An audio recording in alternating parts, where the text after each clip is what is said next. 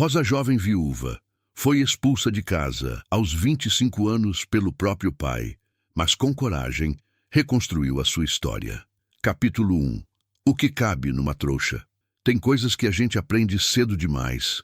Eu aprendi a não chorar na frente dos outros antes dos 10 anos. Aprendi que silêncio não é paz, é só barulho guardado. E aprendi, naquela tarde em que meu pai abriu a porta e ficou de lado para eu passar, que existem formas de perder alguém que não tem velório, não tem reza, não tem flores. A pessoa simplesmente some da sua vida enquanto ainda está de pé na sua frente. Eu tinha 25 anos, carregava no corpo o peso de 3 lutos que ninguém viu, e no rosto uma expressão que as pessoas costumavam confundir com frieza. Não era frieza, era cansaço de um tipo que não some com sono, o tipo que se instala nos ossos e fica. Meu pai se chamava Aristeu. Não é nome que se esqueça fácil, e eu nunca esqueci. Nem o nome, nem as mãos dele, nem o jeito que ele olhava para mim nos últimos anos, como se eu fosse uma conta que ele tinha feito errado e não sabia mais como corrigir. Naquele dia, eu tinha chegado de volta à casa dele há pouco mais de 2 meses. Voltei porque não tinha para onde ir. Não era orgulho que faltasse, era opção mesmo. Marcos tinha morrido no inverno anterior. Uma febre que começou num sábado e não deu trégua. Na quarta-feira, eu já era viúva. Viúva pela 2ª vez. Isso as pessoas não sabiam. Ou sabiam e fingiam não saber, que é pior. O primeiro foi Eustáquio, com quem me casei aos 18 anos, porque era o que se fazia, porque ele era bom homem, porque meu pai aprovou e minha mãe sorriu, aquele sorriso cansado que ela tinha quando queria que eu aceitasse logo. Eustáquio morreu 2 anos depois do casamento.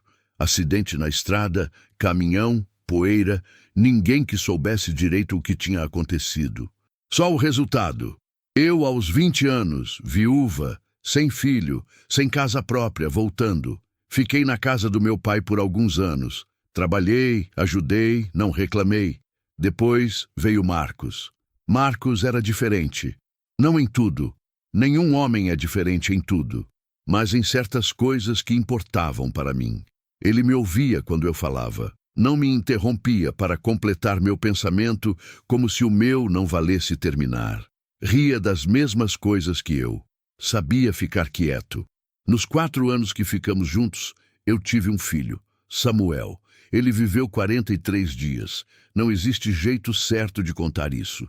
Tentei uma vez, numa conversa com minha irmã, e as palavras saíram tortas, pequenas demais, como se a língua portuguesa inteira não tivesse o tamanho certo para aquele buraco. Então, parei de tentar. Guardei o nome dele num lugar que eu não abro para todo mundo.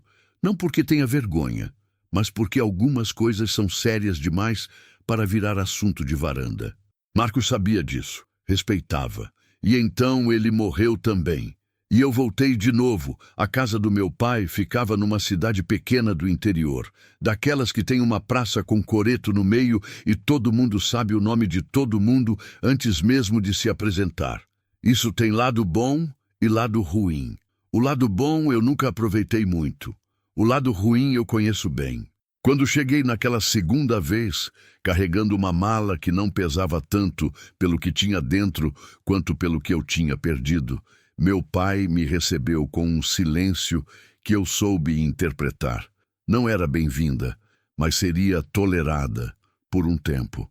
Esse tempo durou 2 meses. Minha madrasta, Eulália, não gritava. Não era o tipo. Ela trabalhava de outro jeito, com comentários que entravam pelos cantos, perguntas que não eram perguntas, suspiros no momento certo. Tinha o dom de fazer qualquer pessoa se sentir um peso sem precisar dizer isso com todas as letras. Rosa ficou de novo sem rumo. Ela disse uma vez para a vizinha, do outro lado do muro, num volume calculado para eu ouvir da janela da cozinha. Que sina essa menina tem! Eu estava lavando louça, continuei lavando. Meu pai ouvia Eulália. Sempre ouviu. Não sei se por amor, por conveniência ou por aquele cansaço específico de homem que desistiu de ter opinião própria dentro de casa. O resultado era o mesmo. O que ela plantava, ele colhia. Na tarde em que ele me chamou para a sala, eu já sabia o que vinha. Não porque tivesse combinado, não porque alguém tivesse me avisado. Sabia pelo jeito que ele se sentou, rígido, os cotovelos nos joelhos, sem me olhar de frente. Você precisa arranjar seu caminho, Rosa. Eu não disse nada. Não é que eu não queira te ajudar, mas você já não é moça.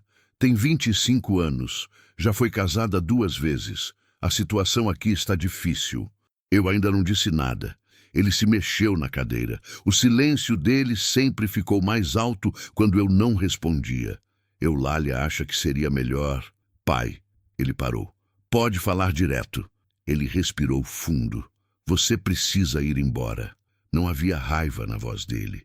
Isso foi o que me acertou mais fundo. Não havia raiva, não havia culpa, não havia nada. Era a voz de quem anuncia tempo, temperatura, resultado de jogo. Uma informação prática, uma resolução tomada. Eu me levantei. Tudo bem. Não perguntei para onde, não pedi prazo, não chorei. Fui para o quarto que me emprestavam, porque nunca foi meu. Eu sabia disso.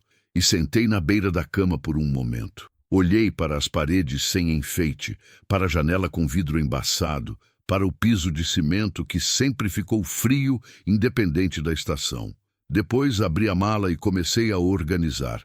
Levei o que cabia: 2 blusas, uma saia escura, calças, o vestido de sempre, um par de sapato de couro gasto, mas ainda firme. O caderninho onde eu anotava coisas não era diário, não tinha nome de diário, era só um lugar onde eu escrevia palavras soltas quando ficava sem para onde colocar elas. O terço que foi da minha mãe antes de ser meu, uma foto de Samuel, pequenininha, dobrada no canto, amarrei tudo. Quando saí, meu pai estava na varanda. Eulália não apareceu. Esse era o estilo dela: organizar o problema e desaparecer quando a conta chegava. Meu pai ficou parado enquanto eu descia o degrau. Não disse mais nada. Eu também não. Na rua o sol estava forte demais para aquela hora da tarde. O tipo de sol que não aquece, só cansa. Andei sem direção por um tempo pela rua de terra batida, entre casas fechadas, e um cachorro que me seguiu por 2 quarteirões antes de desistir. Não chorei. Não naquele momento. Chorei mais tarde, já escuro, sentada num banco de praça que ficava perto da rodoviária. Chorei sem barulho, do jeito que eu aprendi, segurando a respiração, deixando a lágrima descer sozinha, sem ajudar. Chorei por Marcos, por Eustáquio, por Samuel, sempre por Samuel. Pela menina que eu tinha sido antes de aprender que o mundo não espera você terminar de sofrer antes de mandar o próximo golpe. Depois, enxuguei o rosto com a manga da blusa e comecei a pensar. Eu não tinha dinheiro. Tinha o suficiente para uma passagem de ônibus, se escolhesse bem. Não tinha emprego. Não tinha família que me recebesse de braços abertos. Não tinha nada que você pudesse colocar num papel e chamar de plano. Mas eu tinha uma coisa que ninguém tinha me tirado ainda: o hábito de continuar. Não por coragem, que fique claro. Coragem é coisa que vem com escolha, com opção de parar e decidir seguir. O que eu tinha era diferente. Era uma teimosia de fundo, quase involuntária, igual ao coração que bate sem pedir permissão. Enquanto o mundo ia esfriando ao redor daquele banco de praça, eu abri a mala, tirei o caderninho e escrevi uma única palavra: amanhã. Fechei, guardei e fiquei esperando o amanhecer. Capítulo 2. A distância certa de tudo. O ônibus saiu às 6 da manhã. Eu estava no terminal desde antes das 5, sentada numa cadeira de plástico que balançava para um lado quando você se movia. Tinha uma mulher dormindo encostada na parede, com um bebê no colo que respirava fundo e tranquilo, como se o mundo fosse um lugar simples. Um homem velho tomava café de uma garrafa térmica preta, devagar, olhando para nada. Uma criança corria entre as cadeiras até a mãe chamar em voz baixa e firme. Eu observei tudo isso sem me mover. Sempre fui assim, mais de ver do que de falar. Marcos dizia que eu processava o mundo de um jeito diferente, que eu entendia as coisas pelo canto do olho, pelas beiradas. Não era elogio, Não era crítica, era só uma observação. Ele me conhecia bem o suficiente para não precisar embrulhar o que dizia. Comprei a passagem para Campos Novos porque era o que cabia no dinheiro que eu tinha e porque o nome me pareceu adequado para alguém que precisava de campo e de novidade ao mesmo tempo. Não era planejamento. Era quase superstição, a última que me restava. O ônibus andou por 4 horas. Fiquei olhando pela janela todo o tempo. Não tentei dormir. O cerrado ia passando em trechos longos e silenciosos, aquelas árvores tortas que parecem que já sofreram, mas decidiram não morrer. O chão avermelhado, o capim seco balançando com o vento da estrada. Tem gente que acha essa paisagem feia. Eu nunca achei. Tem uma honestidade nela. Não promete o que não tem, não esconde o que é. Quando o ônibus parou, desci com a mala no ombro e fiquei na calçada por um momento, olhando para a rua principal de Campos Novos. Era uma cidade de tamanho médio, com comércio, movimento, o barulho comum de qualquer lugar que ainda está acordado para si mesmo. Nem grande demais, nem pequena demais. Tirei o caderninho do bolso e escrevi: preciso de trabalho, preciso de um lugar para dormir. Nessa ordem ou em outra, tanto faz. Guardei e comecei a andar. O primeiro lugar que entrei foi uma padaria, não para pedir emprego, ainda não. Para tomar um copo d'água, porque a boca estava seca e eu tinha aprendido há muito tempo que ninguém pensa direito com sede.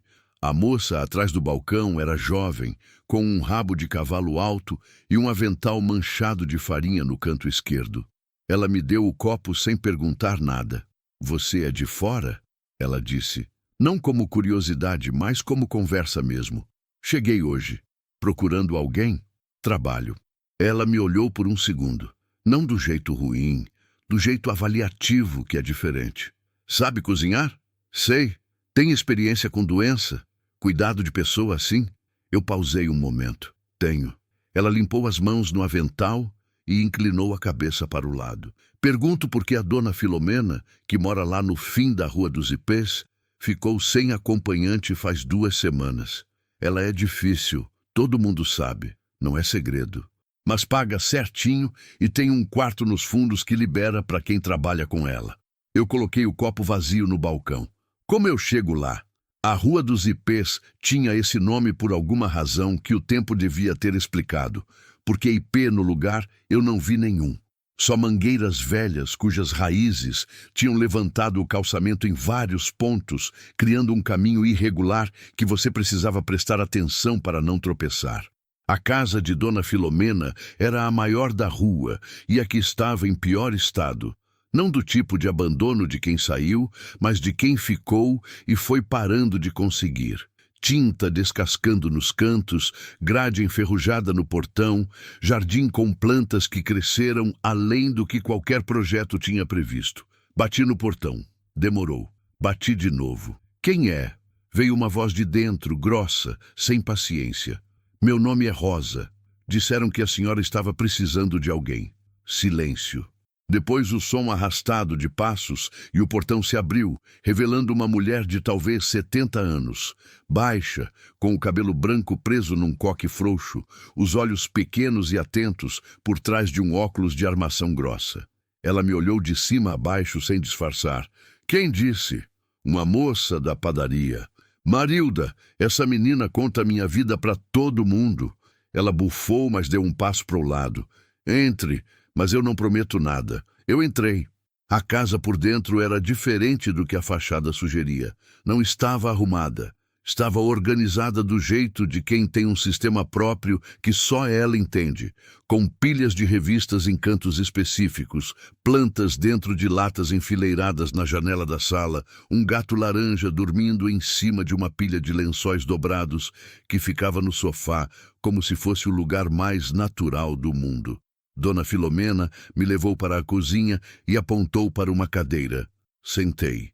Ela ficou de pé, de costas para mim, mexendo num fogão velho com uma colher de pau. Você é viúva, ela disse. Não era pergunta. Sou. Quantas vezes? Eu olhei para as costas dela. 2. Ela não virou. Continuou mexendo. Filho?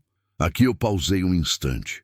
O instante em que o nome de Samuel passa por mim sem que eu precise invocar, ele só aparece, quieto, fiel como uma sombra. Tive um, não está mais aqui. Ela parou de mexer. Ficou parada por um momento, de costas ainda, e então disse mais baixo: eu também perdi um. Não havia mais nada a acrescentar nisso. Às vezes as pessoas entendem o que você carrega não porque já ouviram falar, mas porque carregam algo parecido. É um reconhecimento silencioso. Dispensava explicação, dispensava consolo, dispensava qualquer palavra que pudesse estragar. Então ficamos quietas por um tempo. Ela serviu 2 pratos, feijão com arroz e um pedaço de frango. Simples, bem temperado. Comemos sem falar muito. Quando terminou, ela empurrou o prato para o lado e cruzou os braços na mesa. Minhas pernas já não prestam como antes. O joelho direito dói toda manhã. Preciso de alguém que cozinhe, ajude com a casa, me acompanhe nas consultas quando precisar. Não quero babá. Deixo isso claro já. Quero alguém que trabalhe, não que fique me tratando que nem porcelana. Entendido. Sou difícil. Todo mundo fala isso e é verdade. Sou direta, não tenho paciência para rodeio e não gosto que mexam nas minhas coisas sem pedir. Eu também sou assim. Ela me olhou e pela primeira vez, desde que eu tinha chegado naquela casa, algo no rosto dela mudou. Um acerto mínimo, quase imperceptível, como quando você encontra o encaixe certo de uma peça que ficou fora do lugar por tempo demais. O quarto é pequeno. Quarto pequeno é quarto. Tem banheiro compartilhado. Não tem problema. Pago no primeiro de cada mês, sem atraso de minha parte, e espero o mesmo da sua. Combinado. Ela se levantou devagar, com a mão no joelho, e apontou para o corredor. Vem ver o quarto. Era pequeno de verdade. Cabia uma cama de solteiro, um guarda-roupa estreito de 2 portas e uma janela de vidro que dava para o quintal. Nenhum enfeite, nenhuma cor que não fosse branco amarelado de parede antiga. O piso era de madeira velha, que rangia em 2 pontos específicos que eu logo aprendi a desviar. Coloquei a mala em cima da cama, abri a janela. O quintal lá embaixo tinha um pé de jabuticaba no canto, uma hortinha descuidada, e mais ao fundo, uma goiabeira que já estava dando fruta. O cheiro que entrou pela janela era de terra úmida e manga madura de algum lugar que eu não via. Fiquei parada ali por um tempo, com as mãos na beira da janela, olhando para aquele quintal ordinário e bonito, do jeito que as coisas simples são bonitas quando você não tem mais nada para comparar. Não era o que eu tinha imaginado para minha vida, num tempo em que ainda imaginava. Mas era um teto. Era um trabalho, era um começo que não precisava de permissão de ninguém para ser válido. Tirei a foto de Samuel do fundo da mala e coloquei em cima do guarda-roupa encostada na parede. Olhei para ela por um momento. Achei um lugar, eu disse baixinho, para nenhum lugar específico e para ele ao mesmo tempo. Por enquanto é aqui. Depois desdobrei a roupa e comecei a guardar. Os primeiros dias com Dona Filomena foram uma negociação silenciosa. Ela testava, não de forma cruel, mas do jeito de quem foi decepcionada antes e precisa medir antes de confiar. Chegava na cozinha quando eu estava cozinhando e ficava observando sem dizer nada. Pedia as coisas de um jeito que parecia ordem, mas era no fundo uma pergunta. Você vai reclamar? Vai fazer cara? Vai embora como os outros foram? Eu não reclamei. Não porque fosse fácil. Dona Filomena tinha uma boca afiada quando estava com dor no joelho, e os dias de dor eram mais do que os outros. Mas eu tinha crescido num lugar onde engolir o choro era a habilidade de sobrevivência, e sabia distinguir a rispidez de quem sofre da maldade de quem quer machucar. São coisas diferentes. Exigem respostas diferentes. Com ela, eu aprendia a ficar. Aprendi onde ficavam as chaves, o remédio do joelho, o caderno onde ela anotava as despesas com letra miúda e caprichada. Aprendi que ela gostava do café bem forte e da telenovela das 7, mesmo dizendo que novela era coisa de gente sem o que fazer. Aprendi que o gato se chamava Aristófanes. O nome me fez parar quando ouvi.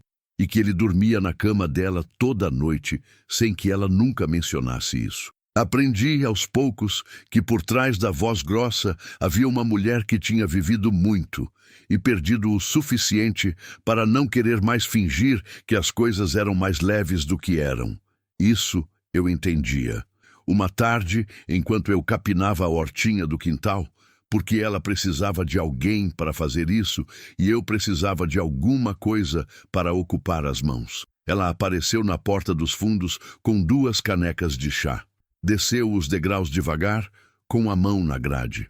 Colocou uma caneca perto de mim sem dizer nada. Sentou numa cadeira baixa que ficava ali e ficou olhando para o quintal. Fiquei olhando também. O sol já estava de lado, daquele laranja que só existe no fim da tarde do cerrado, quando a luz para de prometer e começa a cumprir. O pé de jabuticaba fazia sombra comprida. Os pássaros, que eu ainda não sabia nomear, cantavam lá no fundo, além do muro. Você é quieta demais, ela disse, sem olhar para mim. Isso não é defeito. Ela bebeu o chá. Defeito é falar demais sem dizer nada. Quieto que pensa é diferente. Eu não respondi, mas alguma coisa em mim registrou aquilo. Não com alegria, não era alegria. Era só o reconhecimento de quem passa tempo demais sendo lida errado e, de repente, alguém acerta o que você é. Você vai ficar? Ela perguntou. Não é cobrança, é pergunta mesmo. Olhei para ela. Enquanto a senhora precisar e eu puder, fico. Ela assentiu uma vez, devagar.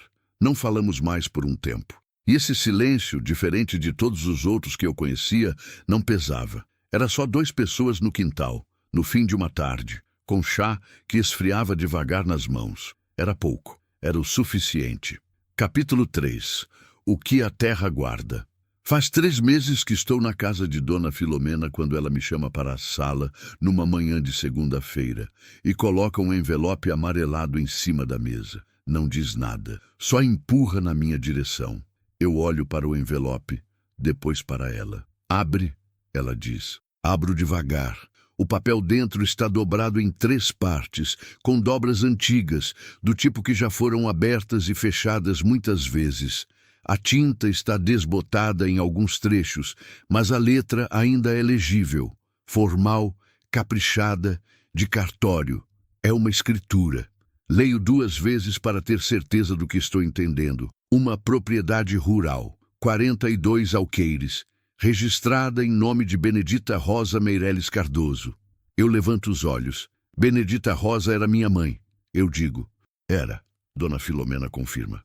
E antes de morrer, ela me pediu para guardar isso. Disse que quando você aparecesse, eu entregasse. Fico parada com o papel nas mãos, sem saber o que fazer com aquela informação. Minha mãe morreu quando eu tinha 11 anos. Dona Filomena e ela foram amigas na juventude, antes de cada uma seguir rumo diferente. Isso eu sabia por fragmentos de conversa, coisas que Dona Filomena foi soltando aos poucos nos meses em que estivemos juntas. Mas eu não sabia disto. Ela sabia que eu viria aqui? Ela sabia que você ia precisar de algum lugar para chegar.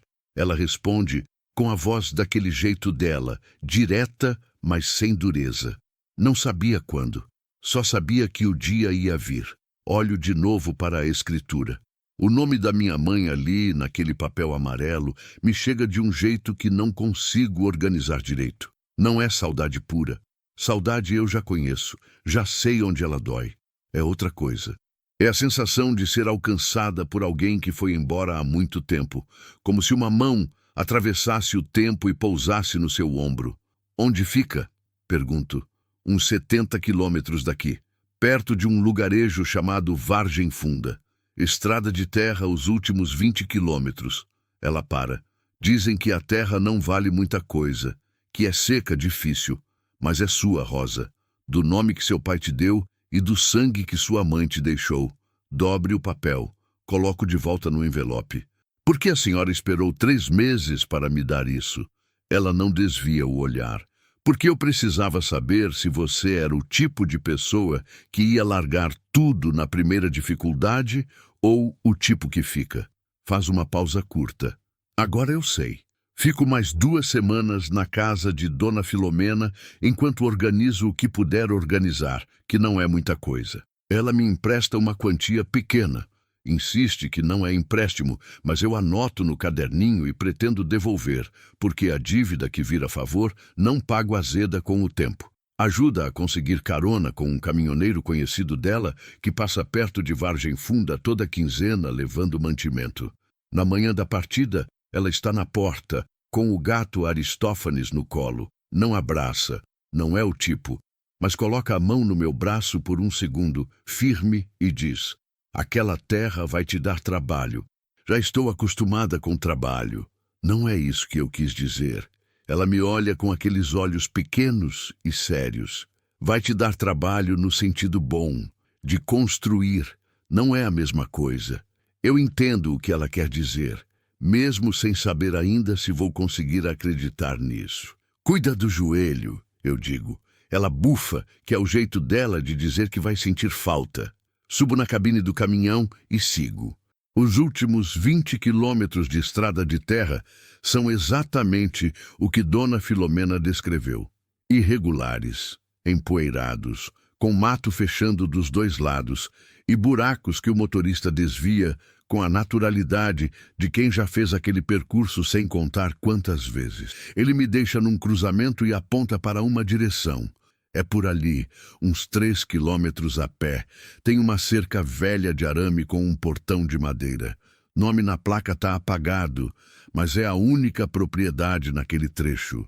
Agradeço, desço e começo a andar. A estrada é silenciosa de um jeito que cidade nenhuma consegue imitar. Não é ausência de som. Tem pássaro, tem vento, tem o capim batendo nas pernas enquanto caminho. É uma qualidade diferente de silêncio, o tipo que existe antes de você. Chego no portão. A placa estava apagada mesmo. Restava só a madeira desgastada com uma marca onde as letras tinham sido. Empurro o portão e ele abre rangendo, como quem estava esperando, mas não queria demonstrar. Entro na propriedade. Fico parada logo na entrada e olho. Não é bonito, não do jeito que as pessoas usam essa palavra.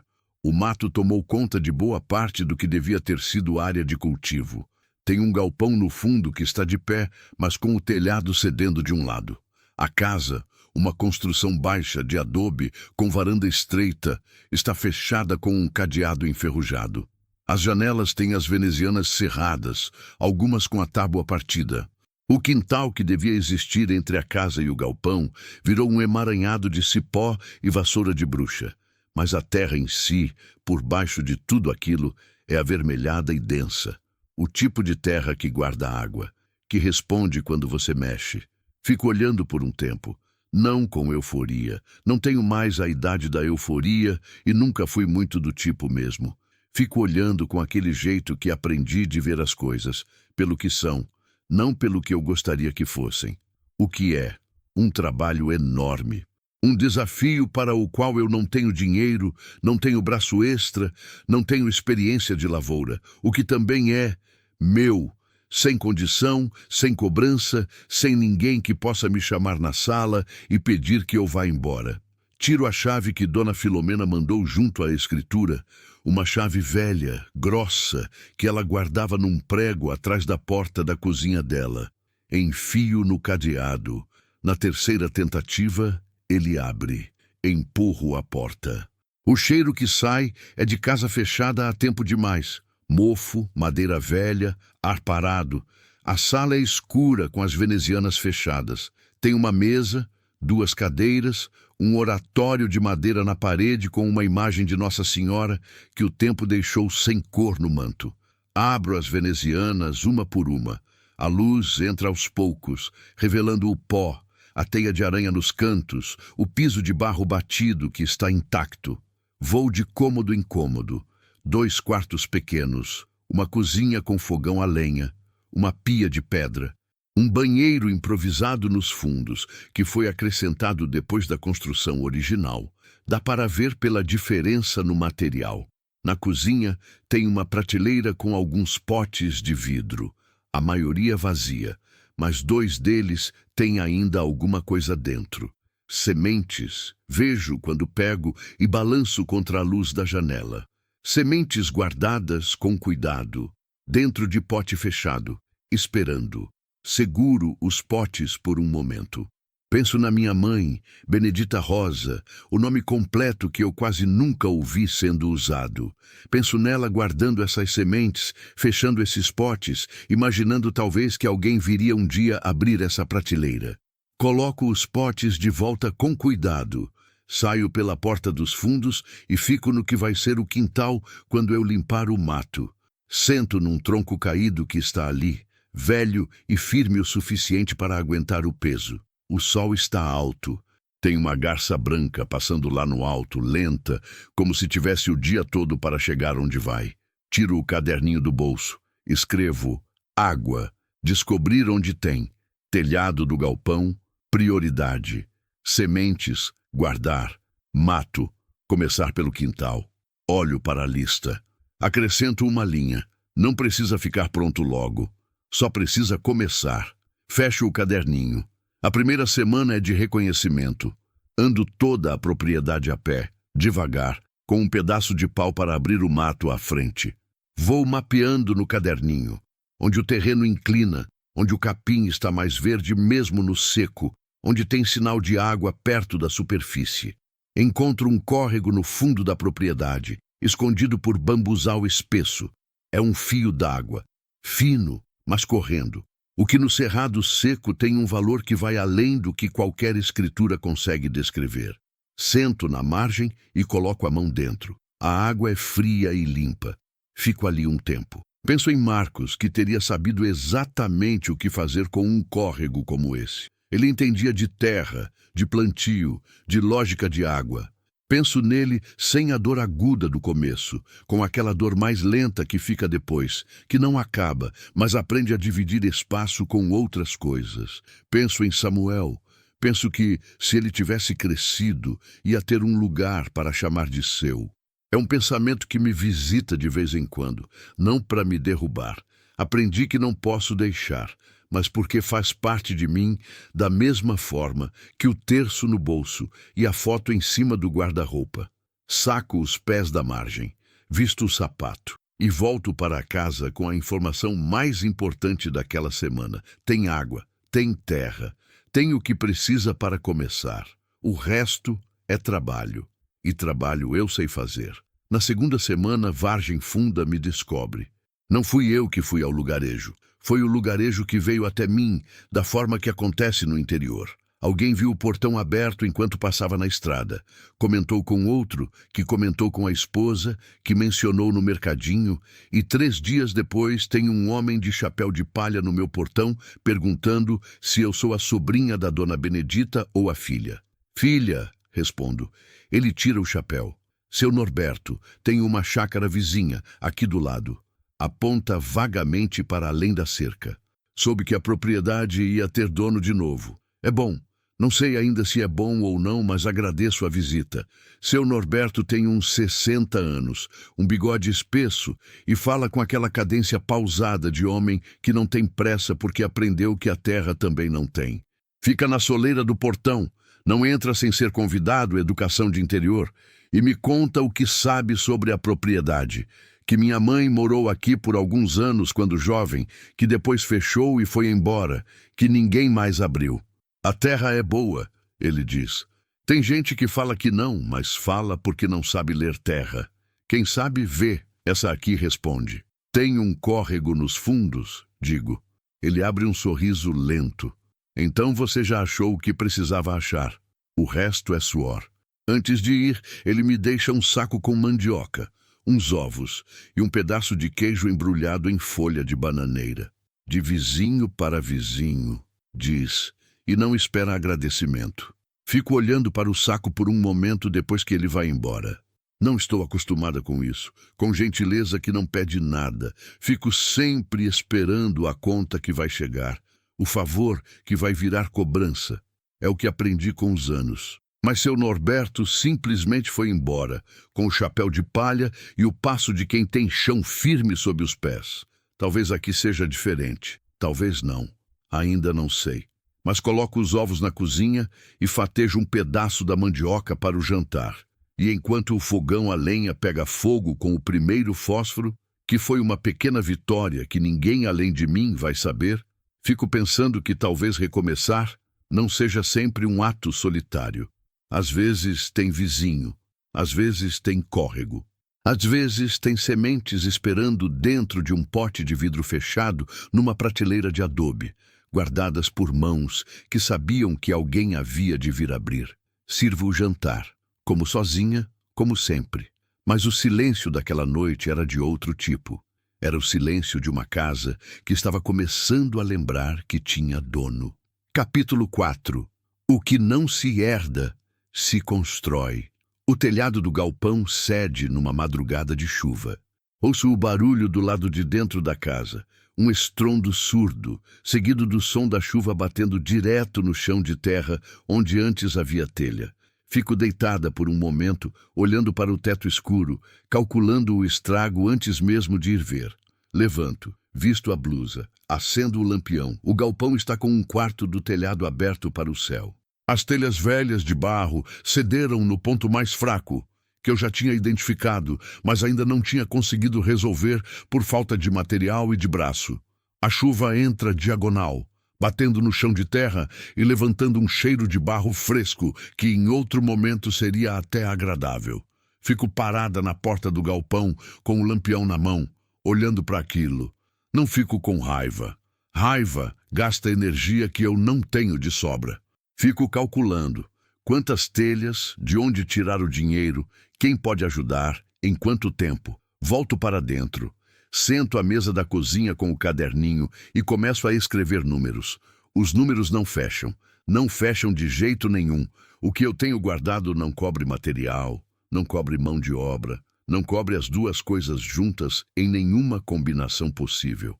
Fico olhando para a coluna de valores por um tempo, como se fosse mudar se eu olhasse por mais tempo. Não muda. Fecho o caderninho. Fico sentada na escuridão da cozinha com a chuva batendo lá fora e deixo o peso daquilo pousar, não para me afogar, mas para sentir o tamanho real do problema. Sempre fiz assim. Primeiro sinto, depois penso, pular a primeira parte só adia.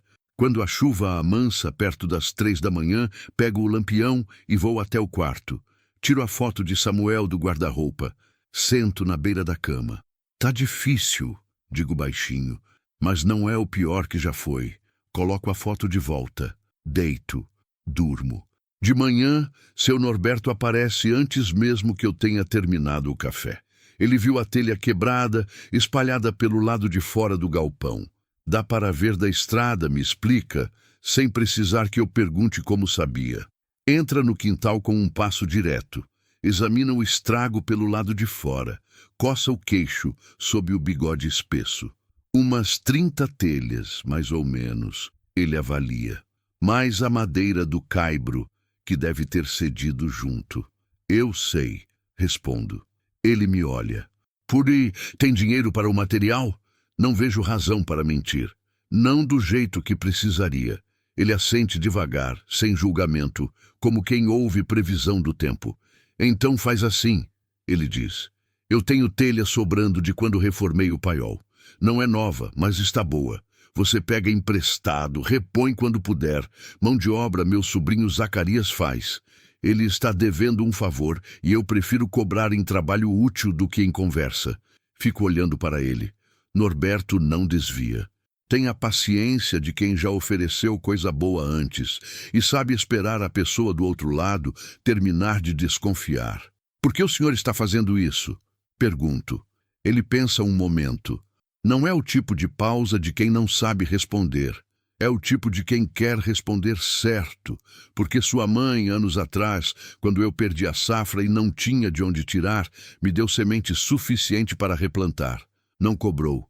Disse que terra boa não pode ficar parada por falta de vizinho. Ele para. Acho que é assim que funciona, Rosa. A gente passa adiante. Fico quieta com isso por um momento. Benedita Rosa. Minha mãe, que morreu quando eu tinha 11 anos, e de quem eu guardo cheiro mais do que imagem, que guardou sementes num pote de vidro e uma escritura num envelope amarelo e uma dívida de bondade num vizinho que eu nem conhecia. Aceito o material, digo, e pago o trabalho assim que conseguir. Combinado. Ele estende a mão. Aperto. É um aperto firme, de pessoa acostumada com a terra, que endurece a palma, mas não endurece o caráter, quando a pessoa tem o caráter certo desde antes. Zacarias aparece 2 dias depois. É um rapaz de uns 30 anos, magro, com os braços compridos e um jeito de andar que parece que ele está sempre chegando de algum lugar e indo para outro ao mesmo tempo. Fala pouco, o que eu aprecio. Examina o galpão sem fazer comentário desnecessário, mede com o olho, sobe no que resta do telhado com uma agilidade que me faz segurar a respiração e desce com uma lista mental do que vai precisar. 3 dias, ele diz, se não chover. Reza para não chover, respondo. Ele esboça um sorriso. Não chove. Em 3 dias, o telhado do galpão está fechado. Não está novo, está consertado, que é diferente, mas que serve. As telhas velhas encaixam nas novas como peças de idades diferentes que aprendem a conviver. Fico olhando para o resultado da porta do quintal, com a tarde laranja por trás do galpão. É pequeno o que foi feito. Sei disso. É um telhado de um galpão numa propriedade que ainda tem mato por limpar, cerca por consertar, terra por trabalhar. Não é vitória grande. Mas tem um peso específico essa sensação de ver um problema que parecia impossível ontem estar resolvido hoje. É o peso de aprender que possível e impossível não são estados fixos. Dependem de quem aparece, do que você aceita pedir, do que tem por baixo da terra que você ainda não descobriu. A horta começa pequena. Abro um canteiro perto da janela da cozinha, onde o sol bate de manhã. Uso as sementes dos potes de vidro, feijão, abóbora, coentro, e acrescento mudas que seu Norberto manda junto com Zacarias numa manhã sem avisar. Tomate, cebolinha, pimenta. Planto com as mãos, sem luva. A terra entra nas unhas e nos vincos dos dedos, e eu deixo porque faz parte. Terra limpa não é vergonha. Nos primeiros dias, fico verificando os canteiros de manhã cedo, antes de qualquer outra coisa. É uma ansiedade que não esperava ter. Uma atenção miúda, concentrada, naqueles pequenos metros de chão revolvido, esperando o sinal de vida. Na 5ª manhã, aparecem os primeiros brotos. São minúsculos. 2 cotilédones verdes e frágeis saindo do chão vermelho. Curvados como quem está acordando e ainda não decidiu se vai ficar acordado. Fico de cócoras olhando para eles por um tempo. Não tem palavra certa para o que sinto. Não é alegria exatamente. Não da forma ruidosa que a palavra sugere. É mais próximo de reconhecimento. De um ânimo quieto que eu não sabia que ainda existia dentro de mim, debaixo de tudo. Ergo-me devagar, com a mão no joelho, e vou fazer o café. Em Vargem Funda, sou assunto, não de forma agressiva, pelo menos no começo. Sou assunto da forma que qualquer novidade é assunto no interior. Curiosidade, especulação, aquele interesse genuíno misturado com aquele outro que não é tão genuíno assim.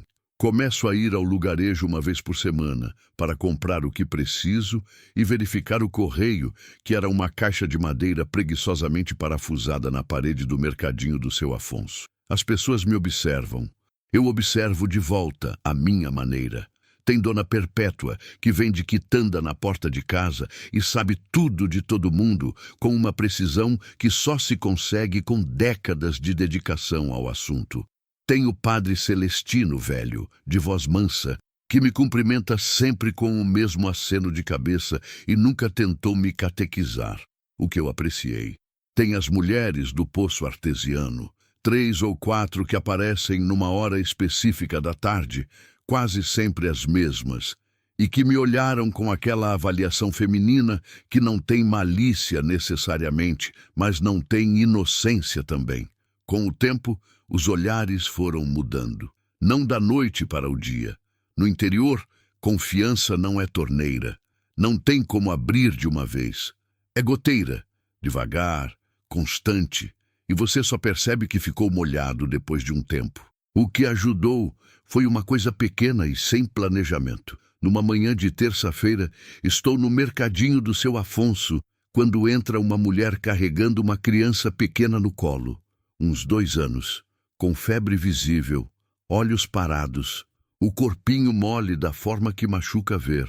A mulher está com o rosto tenso da mãe, que está tentando não entrar em pânico na frente do filho. O médico do posto só vem às quintas. Faltam 2 dias. Eu não me apresento como nada.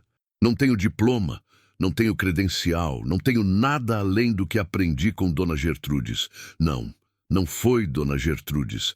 Foi Dona Filomena que me ensinou algumas coisas. E antes dela foi minha própria observação, minha própria necessidade, minha própria vida. Chego perto e pergunto, baixo: faz quanto tempo? A mulher me olha, avalia, decide em 2 segundos que não tem opção melhor. Desde ontem à noite. Está bebendo água? Pouca. Ou tem alguma febre quebrada em casa? Qualquer coisa para baixar? Acabou. Olho para o seu Afonso, que está atrás do balcão acompanhando a conversa sem se intrometer. Tem dipirona? Ele já está abrindo a gaveta. Ajudo a preparar a dose certa para o peso da criança, que eu estimo pelo tamanho, porque não tenho balança. Explico como dar, o que observar quando ir para a cidade maior sem esperar quinta. Falo do banho morno, da posição, do sinal de alerta que não pode ser ignorado. A mulher escuta tudo com atenção. Você é médica? Não. Enfermeira? Não. Faço uma pausa. Só sei algumas coisas. Ela assente. Agradece com um aperto de mão que dura mais que o normal. Saio do mercadinho com minha sacola e vou embora. Não fico esperando comentário, aprovação, reconhecimento. Não fiz por isso, mas o interior é o interior. Na semana seguinte, Dona Perpétua me cumprimenta pelo nome pela primeira vez. Na semana depois, uma das mulheres do poço artesiano vem até mim com uma pergunta sobre o neto que está com tosse. Não virei figura conhecida da noite para o dia. Não mudou tudo de uma vez, mas alguma coisa mudou. Aquela mudança de temperatura que você sente antes de ver, que ainda não tem nome, mas já tem peso. Numa noite de sábado, sento na varanda com o caderninho. Faço um balanço. Não financeiro, esse eu já sei de cor e não é animador ainda. Faço um balanço do outro tipo. O que mudou desde que eu entrei naquela casa com o cadeado enferrujado? Escrevo: telhado consertado, horta crescendo, córrego mapeado, um quarto limpo e meu, uma vizinhança que começa a me reconhecer. Olho para a lista. Acrescento: nada disso existia há 3 meses. Fecho o caderninho e fico olhando para o escuro do quintal, onde o pé de manga que descobri no fundo, escondido pelo mato, que levei dias para chegar até ele, já está com uns galhos que vão dar fruta na próxima estação. Penso na minha mãe plantando essa mangueira. Penso que ela nunca viu a fruta. Penso que talvez não tenha plantado para ver. Plantou porque acreditava que alguém ia vir depois. Coloco a mão no bolso. O terço está lá, como sempre. Não rezo com ele. Nunca aprendi a rezar direito. Sempre parei na metade e esqueci onde estava. Mas gosto de sentir o peso dele. A certeza pequena e física de que tem coisas que duram. Que tem coisas que a gente herda. E tem coisas que, quando não herda, a gente constrói. Levanto da varanda, vou dormir. Amanhã tem trabalho. Sempre tem. Capítulo 5. O nome que tentaram enterrar. A história chega antes do homem. É assim no interior. A notícia anda mais rápido que a pessoa que a carrega. Primeiro ouço de Dona Perpétua, numa manhã de quarta-feira em que paro na quitanda para comprar açúcar. Ela fala de lado, com aquele jeito de quem está contando e, ao mesmo tempo, avaliando como você recebe. Dizem que tem um homem em Campos Novos perguntando sobre a propriedade da Benedita Rosa. Fico parada. Perguntando o quê? Se tem herdeiro, se está habitada. Ela pausa, arruma as laranjas na bacia de plástico sem necessidade. Se está registrada em cartório. Agradeço e vou embora sem pressa aparente, mas com o pensamento já correndo na frente das pernas. Chego em casa. Abro o baú de madeira onde guardei a escritura junto com os outros papéis importantes e leio tudo de novo. Cada linha, cada data, cada número de registro. Conheço esse documento agora como conheço o percurso entre a casa e o córrego. De cor, com os olhos fechados. Está tudo em ordem. Mas ordem no papel e ordem no mundo são coisas que nem sempre coincidem. Aprendi isso também. O homem aparece numa tarde de sexta-feira, chega de carro, o que já diz alguma coisa, porque em Vargem Funda, carro não é coisa comum em dia comum. É um veículo escuro, com poeira nos pneus, mas limpo na lataria, o que significa que veio de estrada de terra, mas não morou nela. Fico no quintal quando ouço o motor parar no portão. Não vou logo. Termino o que estava fazendo, capinando o canteiro de feijão que está crescendo bem demais para descuidar agora. Só quando ouço a batida no portão é que largo a enxada, limpo as mãos na calça e vou. O homem tem uns 50 anos, terno claro, com o paletó dobrado no braço, cabelo penteado com esmero, um sorriso preparado antes de eu abrir o portão. O tipo de sorriso que não é expressão, é ferramenta. Dona Rosa? Ele diz, como se já soubesse a resposta. Sim, meu nome é Valdevino Caixeta. Sou representante de um grupo de investidores com interesse na região. Ele abre levemente as mãos, gesto de quem não carrega nada, que é exatamente o gesto de quem carrega muita coisa. Poderia me dar uns minutinhos? Olho para ele, olho para o carro, olho de volta para ele. Pode falar aqui mesmo, digo. Ele não esperava isso. O sorriso hesita uma fração de segundo, antes de se recompor. Claro, claro. Ele se apoia levemente no portão, como quem relaxa, mas os olhos não relaxam. Soubemos que a senhora assumiu recentemente essa propriedade. Herança, imagino? Sim, bonita terra, ele diz, olhando por cima do meu ombro com um ar avaliativo que me irrita de um jeito que não mostro. Embora exija bastante trabalho para chegar ao potencial, não é? Sozinha deve ser pesado. Eu sei trabalhar. Sem dúvida, sem dúvida. Outra pausa calculada. O grupo que represento tem interesse em adquirir algumas propriedades na região para um projeto de grande porte. Reflorestamento, geração de renda para a comunidade, desenvolvimento sustentável. As palavras saem polidas, desgastadas de tanto uso. Faríamos uma oferta justa pela propriedade. A senhora poderia sair daqui com um valor que levaria anos para conseguir trabalhando a terra. Fico quieta por um momento. Não porque estou considerando, porque estou ouvindo o que ele não está dizendo. Quanto? Pergunto. Ele menciona um valor. É baixo. É tão baixo que quase parece descuido, mas não é descuido. É teste. Está verificando se eu sei quanto vale o que tenho. Se não sei, oferece pouco e compra barato. Se sei, ajusta o discurso. Não está à venda, respondo. O sorriso muda de registro. Continua lá, mas ficou mais fino. Dona Rosa, entendo o apego. É natural. Mas a senhora precisa considerar a realidade prática. Essa terra vai exigir investimento que talvez, sem intenção de ofender, esteja além das suas condições atuais. O grupo tem condições de desenvolver o potencial que a senhora sozinha dificilmente conseguiria. Há nessa frase uma gentileza que é faca, embrulhada em consideração, mas faca. Eu reconheço esse instrumento. Já fui cortada por ele antes, em outros formatos, outras bocas. A propriedade não está à venda, repito. Pode ser que no futuro eu mude de ideia. Hoje não mudo. Abro o portão um pouco mais, gesto claro. Boa tarde, seu Valdevino. Ele fica parado por um segundo a mais do que deveria. Depois assentiu, o sorriso guardado de volta no lugar de sempre. A senhora sabe onde me encontrar se mudar de ideia. Não sei e não preciso saber. Ele vai até o carro.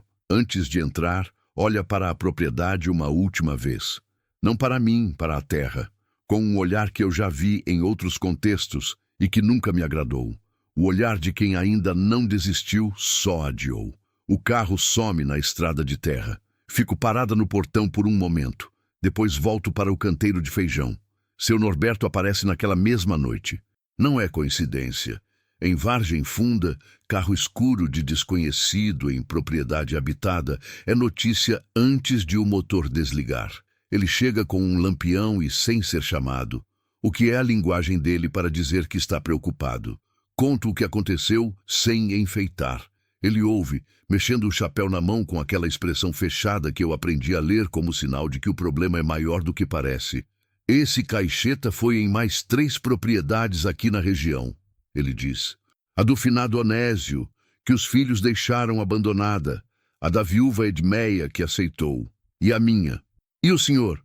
Mandei embora do mesmo jeito que você mandou. Uma pausa. Mas esse tipo não desiste na primeira recusa, Rosa. Eles voltam. E quando voltam, trazem outro argumento. Que tipo de argumento? Ele me olha por um momento, como se estivesse pesando o quanto dizer. Esses grupos têm advogado. Às vezes encontram irregularidade em registro, em limite de área, em descrição de terreno. Coisas pequenas que qualquer escritura antiga tem, e usam isso para complicar, para atrasar, para cansar. Ele faz uma pausa. A escritura da sua mãe, você revisou bem? Sei de cor. Tem tudo.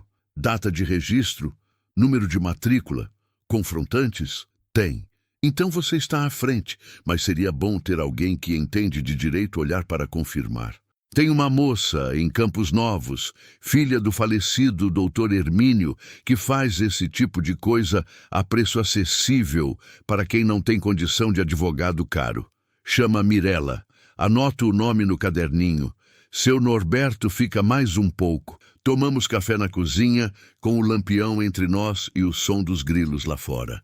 Ele me conta da época em que minha mãe morava na propriedade, fragmentos que eu ouço com atenção redobrada, guardando cada detalhe como quem recolhe peças de um mosaico que nunca vai ficar completo, mas é tudo que tem.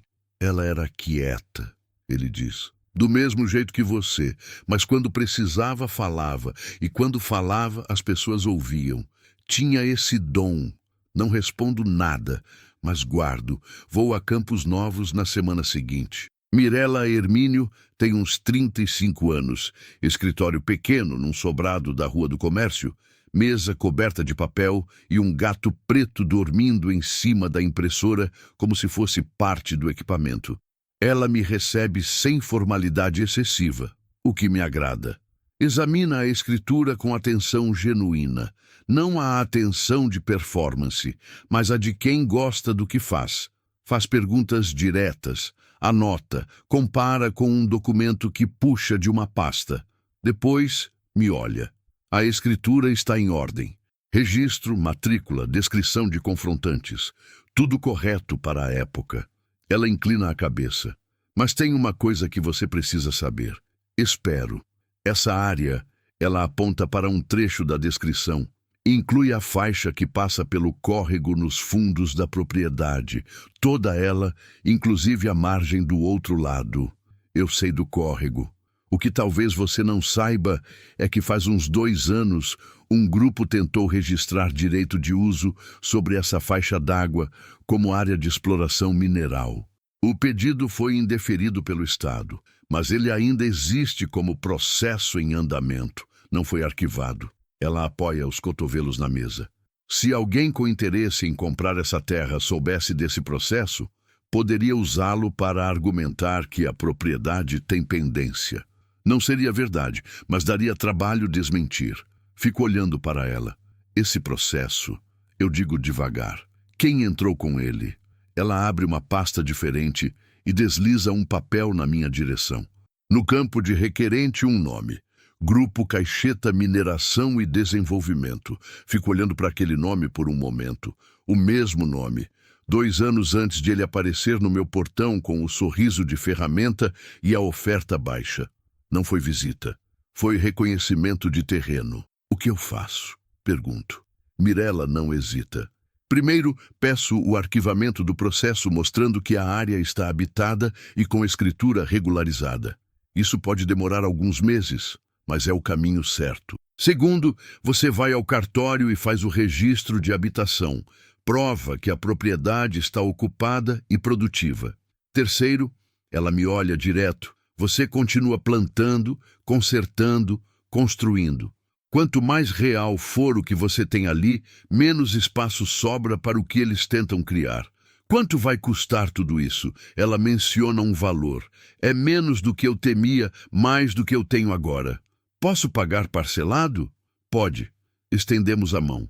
Volto para Vargem Funda no fim da tarde, na carona do mesmo caminhoneiro da outra vez, que já me conhece pelo nome e não cobra pela viagem. Na estrada de terra, com o cerrado passando de cada lado e o sol entrando pela janela da cabine, fico pensando em tudo que aprendi naquele dia, que a terra que eu herdei está sendo disputada por pessoas que nunca pisaram nela, que o córrego que descobri sozinha, com os pés na água fria, já foi alvo de quem nunca vai sentir água fria em pé nenhum, que tem documentos com meu nome sendo movimentados em cartórios que eu não sabia que existiam.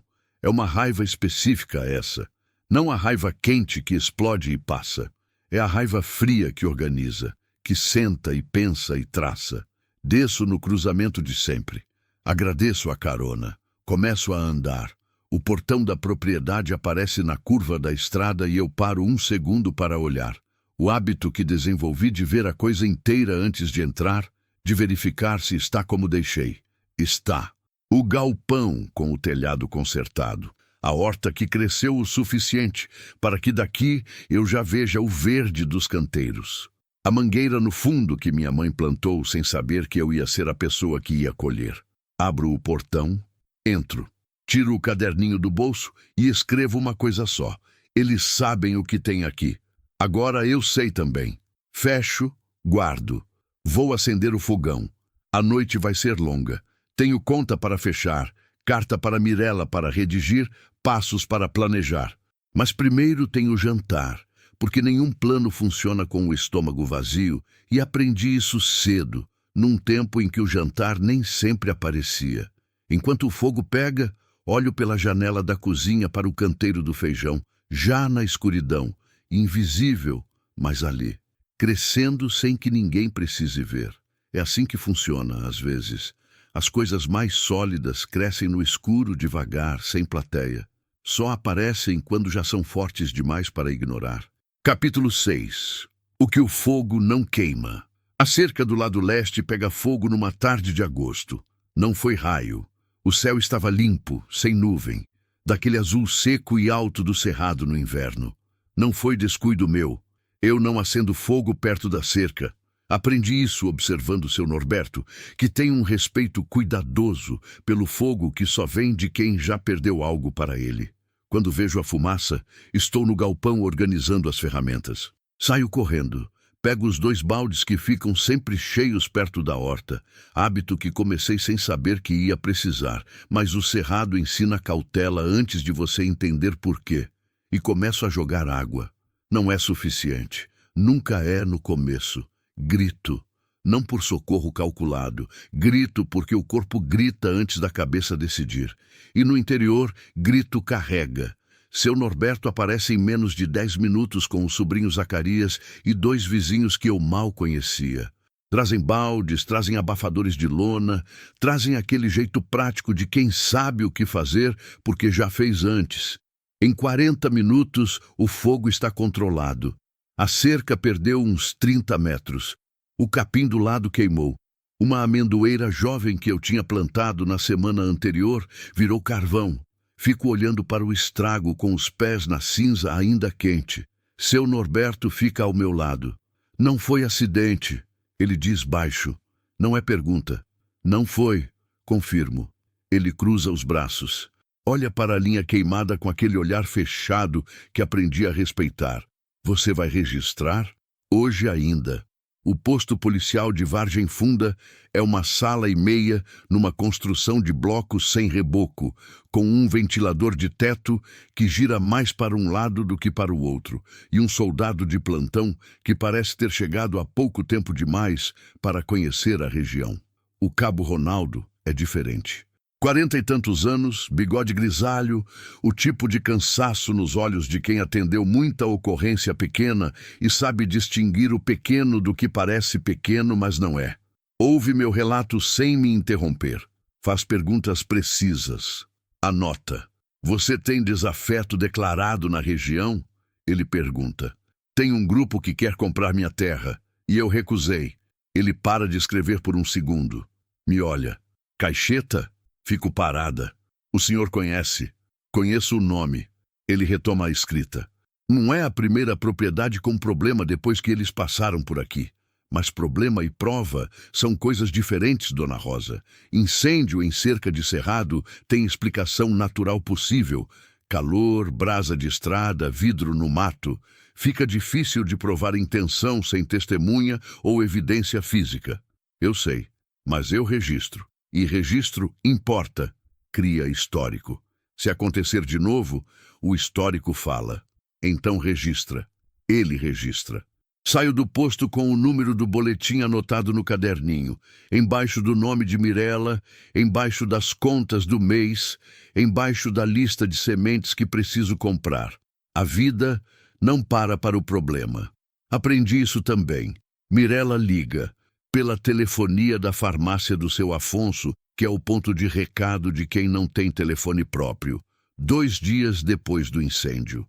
O processo de mineração foi parcialmente suspenso enquanto o pedido de arquivamento tramita. Não é vitória, ela explica, é posição. Mas posição importa. Tem outra coisa, ela diz. Fiz uma pesquisa nos registros do cartório regional. A propriedade do senhor Norberto e outras 2 da região têm a mesma situação. Processos de uso hídrico em aberto, todos do mesmo requerente. Não é coincidência de terreno, é estratégia. Eles querem o córrego, eles querem a bacia inteira. O córrego que passa na sua propriedade é afluente de um rio maior que abastece 3 municípios. Quem controla a nascente, controla o abastecimento. Uma pausa. Isso muda o tamanho do problema, Rosa. Fico em silêncio por um momento, não de surpresa. Já desconfiava que era maior do que parecia. Mas ouvir confirmado tem um peso diferente de suspeitar. O que muda na estratégia? Vocês precisam se juntar.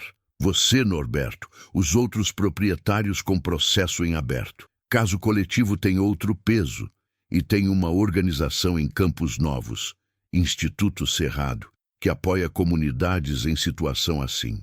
Eles têm advogado, têm documentação, têm acesso à imprensa regional se precisar. Anoto tudo. Mirella, digo antes de desligar. Obrigada. Você pagou pelo serviço. Ela responde, mas tem um calor na voz que vai além do profissional. Mas de nada. Convoco uma reunião. Não uso essa palavra. No interior, reunião soa como política ou problema de prefeitura. Digo a seu Norberto que quero conversar com os vizinhos que podem estar na mesma situação e peço que ele ajude a avisar. Ele entende sem que eu precise explicar mais.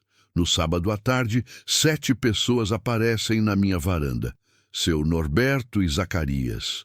Dona Edmeia, a viúva que vendeu, ela vem a conselho do marido de uma sobrinha com um ar de quem não sabe se vai se arrepender de estar ali. Seu Clóvis, que tem uma propriedade do outro lado da estrada e que eu nunca tinha conversado mais do que cumprimento. Uma mulher chamada Jacinta, que veio sozinha, com as mãos calejadas e um olhar direto.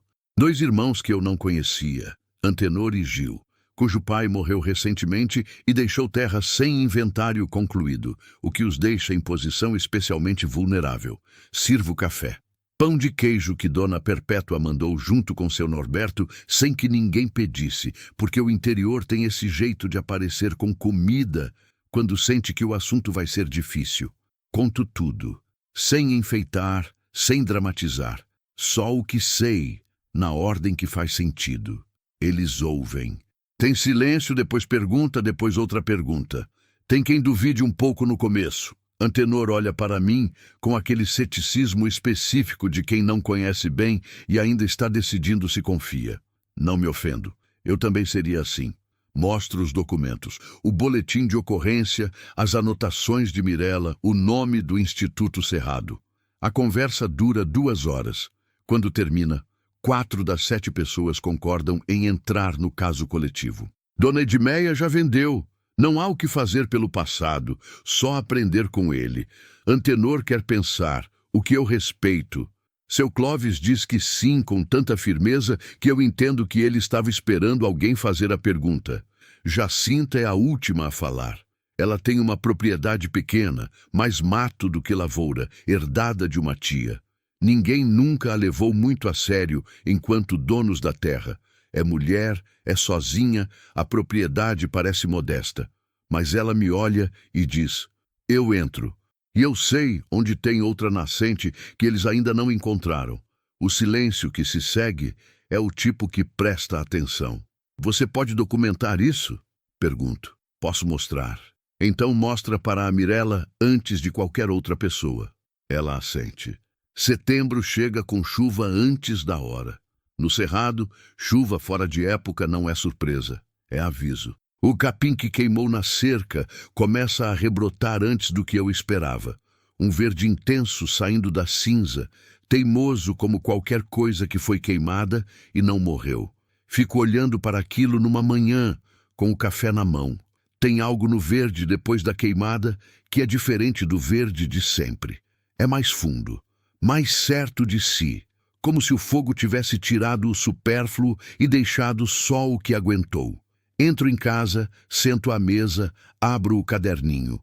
Não escrevo nada por um tempo. Só fico com a caneta na mão, olhando para a página em branco. Depois escrevo, Marcos teria gostado daqui. É a primeira vez que escrevo o nome dele no caderninho. Não sei por que hoje e não antes. Talvez porque nos primeiros meses eu ainda estava carregando o luto como peso puro, e peso não tem frase, tem só massa. Agora ele está se tornando outra coisa, não menor, diferente. Continuo, ele teria sabido ler o córrego, teria feito amizade com Norberto depressa, teria ficado horas olhando para a mangueira. Paro. Samuel teria 2 anos e meio agora. Fico parada com essa linha escrita por um tempo. Não risca, não fecha o caderninho. Deixo estar. Às vezes escrever não é para resolver. É só para não fingir que não existe. No fim de outubro, o Instituto Cerrado manda uma representante à Vargem Funda. Chama-se Beatriz. 30 e poucos anos. Cabelo curto, mochila grande, jeito de quem percorreu muitas estradas de terra sem perder a disposição para mais uma. Ela vem com câmera fotográfica, gravador, caderno e uma competência tranquila que me agrada desde o primeiro aperto de mão. Passamos 2 dias juntas percorrendo as propriedades do grupo. Ela documenta tudo. O córrego, a nascente que Jacinta mostrou, as cercas, os registros, os boletins, conversa com cada proprietário, ouve sem pressa, fotografa o capim que rebrotou na queimada, a horta crescida, o galpão consertado. Na tarde do segundo dia, estamos sentadas na beira do córrego nos fundos da minha propriedade, com os pés fora da água. Ela tirou o sapato por escolha, eu por costume. Você construiu bastante em pouco tempo. Ela diz, olhando para a água. Tinha o que precisava construir. Não é só isso. Ela me olha. Tem gente que tem o que construir e não constrói. Fica esperando condição melhor, momento certo, ajuda que não vem. Você começou sem nada disso. Não respondo de imediato. Não gosto muito de elogio. Não por falsa modéstia, mas porque elogio às vezes tem o efeito de fazer a pessoa parar, como se tivesse chegado em algum lugar. Eu sei que não cheguei. Ainda estou no meio. O processo vai demorar quanto? Pergunto mudando. Meses. Talvez mais de 1 ano para a resolução definitiva. Ela é direta, o que eu aprecio.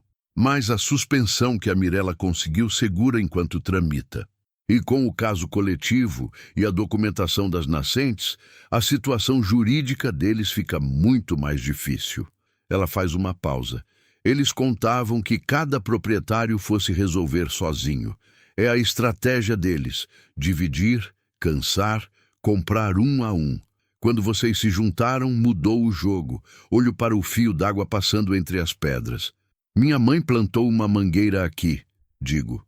Não sei se sabia do córrego ou não, mas plantou perto o suficiente para que a raiz chegue lá.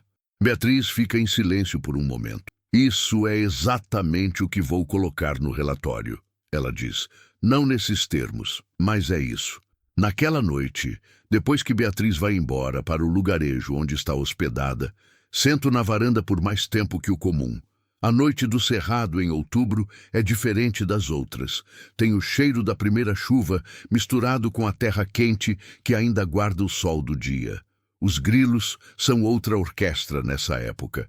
As estrelas, que aqui aparecem sem a concorrência de luz artificial, ficam mais próximas do que a razão permite acreditar. Penso em tudo que está em andamento. O processo, o grupo, Mirella, Beatriz, Jacinta e a nascente que ninguém tinha encontrado. Antenor, que acabou por entrar também, 3 semanas depois da reunião, quando entendeu melhor o que estava em jogo. Penso em meu pai. Não com a dor aguda.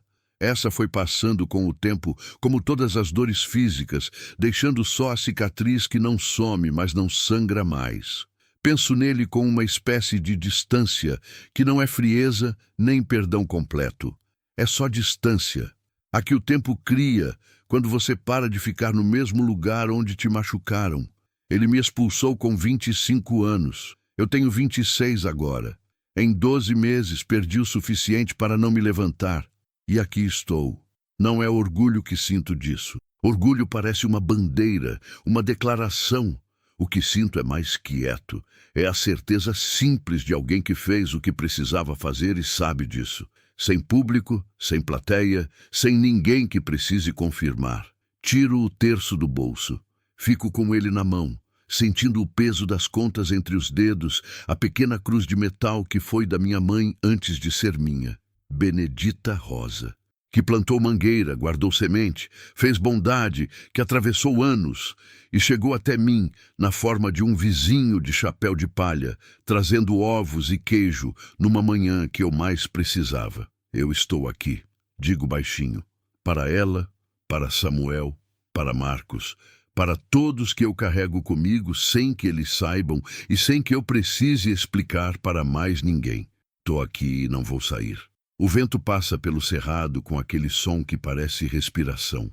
Fico mais um pouco, depois entro. Tenho que acordar cedo. A horta não espera e o feijão está quase no ponto de colher.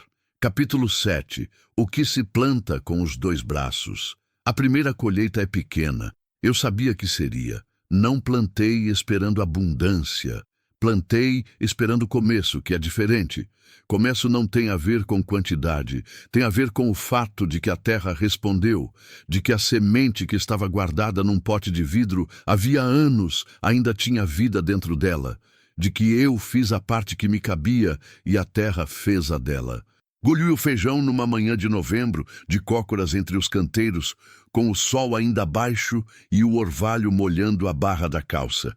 Cada vagem que abro tem aquele cheiro verde e fresco que não tem nome certo em nenhuma língua, mas que todo mundo que já colheu feijão conhece e guarda sem saber que guardou. Encho 2 latas. Fico olhando para as 2 latas por um momento, ali no meio do quintal. Depois, sorrio. Não um sorriso largo. Não sou do tipo, e a ocasião não pede isso. É aquele sorriso pequeno e particular que acontece quando ninguém está olhando e você nem percebe direito que está fazendo. O tipo que não é para ninguém, então é completamente verdadeiro. Levo uma lata para dentro. A outra leva para seu Norberto ainda de manhã, porque foi com semente dele que parte desse feijão cresceu e dívida de vizinho se paga assim. Não em dinheiro, em coisa real. Ele recebe sem exagero, do jeito que ele recebe tudo, com um aceno, um obrigado curto e o sorriso de quem entende o peso do gesto sem precisar que expliquem. Bom feijão, ele diz olhando para a lata. Terra boa, respondo. Ele concorda com a cabeça. Isso é suficiente. Em novembro, Antenor e Gil resolvem o inventário do pai. Mirella ajuda com a papelada, a preço que eu sei que é menor do que ela cobra normalmente, embora ela nunca tenha dito isso. É o tipo de coisa que você percebe quando conhece o valor do trabalho de alguém e a conta não fecha do jeito que deveria. Com o inventário resolvido, os 2 entram formalmente no caso coletivo. Somos agora 6 propriedades, cobrindo uma faixa de terra contínua que inclui 2 nascentes e boa parte da bacia do córrego. O Instituto Cerrado publicou um levantamento técnico que Beatriz organizou com dados de solo, hídricos e de uso da terra. Um documento de linguagem técnica que eu li 3 vezes até entender bem, e que, no fundo, diz o que eu já sabia. Essa terra vale muito mais do que Valdevino Caixeta ofereceu, e o que ela abastece vale mais ainda. O levantamento chegou ao Ministério Público Estadual. Mirella liga para me contar, na voz contida de quem tem boa notícia, mas não quer celebrar antes da hora. Abriram inquéritos sobre as irregularidades nos pedidos de uso hídrico. Ela pausa. Isso não resolve de uma vez, mas muda a posição deles. Agora eles estão respondendo, não só atacando. Fico quieta um momento. Quanto tempo ainda? Não sei. Pode ser longo. Outra pausa. Rosa, eu preciso ser honesta. Processo assim pode demorar anos para fechar. A vitória hoje é de posição, não de resultado. Você consegue continuar assim? Penso na pergunta de verdade antes de responder. Consegue continuar? É uma pergunta que me fizeram de formas diferentes a vida inteira. Às vezes como dúvida sincera, às vezes como provocação disfarçada de preocupação. Eu sempre soube a diferença. De Mirella é dúvida sincera. Já continuei em situação pior, digo. Com menos terra, menos vizinho, menos documento. Aqui eu tenho tudo isso. Então sim, consigo. Ela fica quieta por um segundo. Então tá bom, ela diz. E tem no tom dela algo que não é só profissional. É o tom de quem está do lado. Dezembro chega com calor pesado e a mangueira carregada. As mangas aparecem primeiro verdes, depois com aquele amarelo que vai tomando conta do verde como luz entrando por baixo da pele da fruta.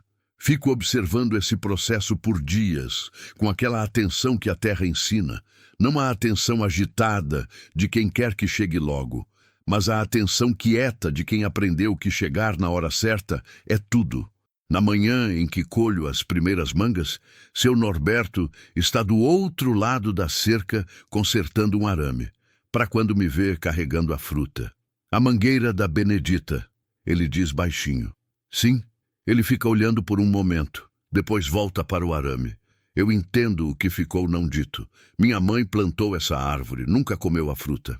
Ficou para mim essa parte, a de chegar depois, de colher o que outra mão plantou, de sentir o peso doce da fruta e saber que ela tem história antes de ter sabor. Como a terra, como o nome, como o terço no bolso. Levo algumas mangas para dentro. Descasco uma ali mesmo na pia, com o suco escorrendo pelo braço, e como em pé, olhando pela janela para o quintal que 12 meses atrás era mato e agora tem forma, tem canteiro, tem vida organizada onde havia só crescimento sem rumo. A manga é boa. Doce, com aquela acidez no fundo que é a assinatura da fruta madura de vez. Como devagar, saboreando não só o gosto, mas o que o gosto representa, que é quase impossível de explicar para quem não viveu coisa parecida, mas que quem viveu entende sem que eu precise tentar.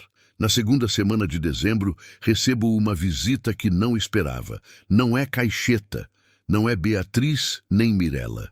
É uma mulher que aparece no portão numa tarde quente, de vestido florido e sandália, com um menino de uns 7 anos na mão e uma expressão de quem andou mais do que planejava.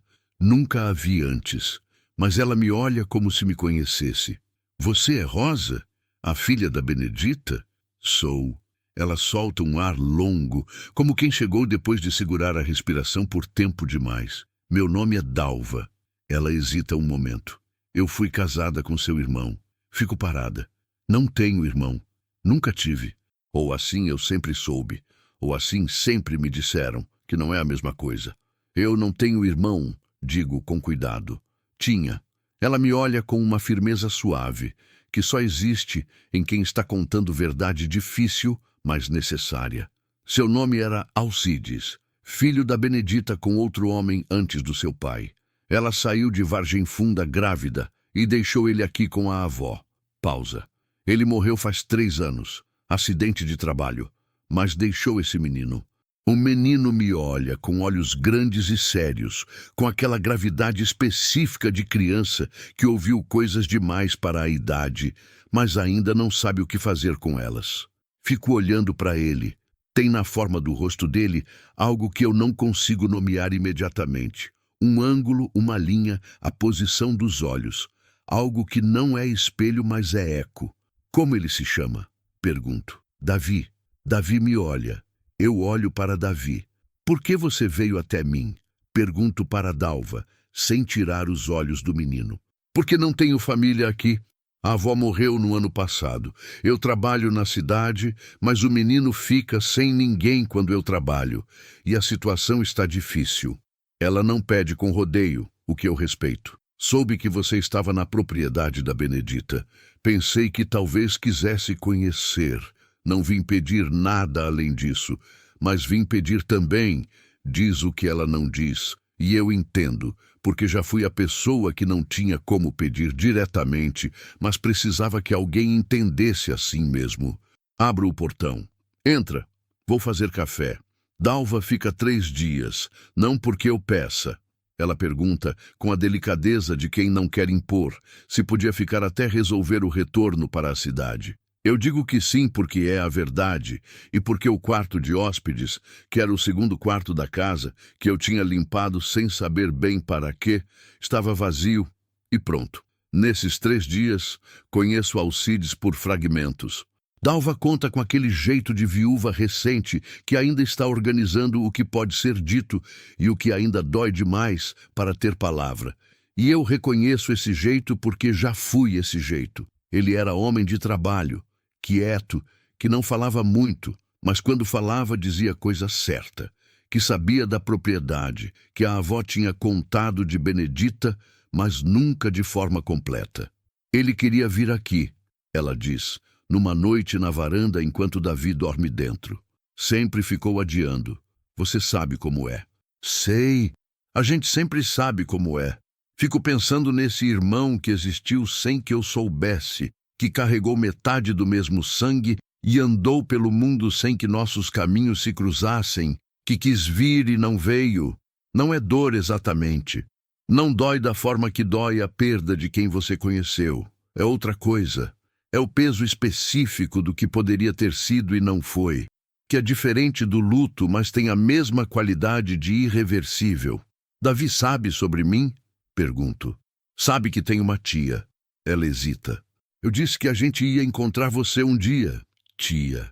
A palavra chega de um jeito que não estou preparada e ao mesmo tempo estou, porque nada me prepara para ela e ao mesmo tempo minha vida inteira foi uma preparação para aguentar o peso das palavras que chegam assim, sem aviso e mudam alguma coisa que antes era de um jeito. Ele gosta de planta, Dalva acrescenta com um sorriso pequeno. Fica perguntando o nome de tudo no quintal desde que chegou. Penso no menino de olhos sérios andando pela horta, tocando as folhas com a ponta do dedo, virando as vagens do feijão para ver por baixo. Amanhã eu mostro o córrego para ele, digo. Dalva me olha. Ele vai gostar. Na manhã seguinte, levo Davi ao córrego. Ele anda na minha frente pelo caminho que abri no mato, com aquela confiança de criança que ainda não aprendeu a ter medo do que não conhece. Ou que aprendeu e decidiu ir assim mesmo, que é mais bonito ainda. Quando chegamos na margem, ele para. Olha para a água por um tempo quieto, depois tira o sapato sem que eu precise dizer nada, como eu faço, como aprendi a fazer, e coloca o pé dentro. É fria, ele diz. É. Por que é fria se o sol está quente? Porque vem de debaixo da terra. A terra guarda o frio. Ele considera isso com a seriedade de 7 anos. E guarda outras coisas? Olho para ele. Guarda muita coisa, digo. Semente, raiz, água. Faço uma pausa. Às vezes guarda segredo por muitos anos, até chegar a hora de mostrar. Ele assentiu, como quem guardou aquilo para pensar melhor mais tarde. Ficamos na beira do córrego por um tempo, os dois com os pés na água fria, ouvindo o barulho pequeno e constante que a água faz quando passa sobre pedra. Aquele barulho que é de longe o mais velho de todos, que existia antes de qualquer palavra em qualquer língua e que por isso não precisa de tradução.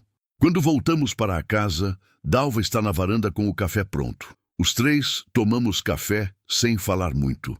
O sol estava alto, a mangueira fazia sombra no canto do quintal, e os pássaros que eu ainda estava aprendendo a nomear cantavam lá no fundo, além da cerca consertada, além do feijão colhido, além do telhado que não caía mais. Não era família do jeito que eu tinha imaginado família quando era jovem e ainda imaginava essas coisas. Era outra forma de família, a que aparece depois que a primeira versão não ficou de pé. A que se constrói de fragmentos e vizinhos e crianças de olhos sérios que tiram o sapato na beira do córrego sem que ninguém precise pedir. Não é menos real por ser assim, é só diferente. E diferente aprendi à força, não é o mesmo que menos. Dalva vai embora na tarde do terceiro dia, com Davi na mão e uma sacola de manga e feijão que eu insisti em dar, que ela aceitou depois de recusar 2 vezes, que é o número certo de vezes para recusar antes de aceitar com dignidade intacta. Na hora de ir, Davi me abraça. Não avisa.